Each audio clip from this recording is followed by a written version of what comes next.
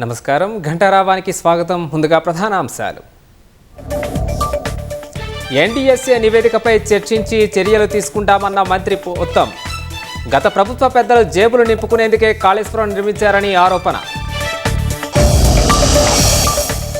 కశ్మీర్లో army chief general Upendra పర్యటన. తాజా భద్రతా పరిస్థితులపై సమీక్ష.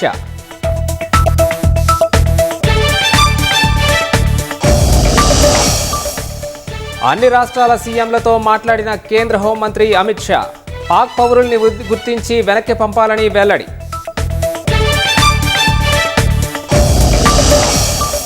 ఉగ్రవాదానికి వ్యతిరేకంగా అందరం పోరాడాలన్న రాహుల్. బాధితులకు అండగా ఉండాలని వెల్లడి.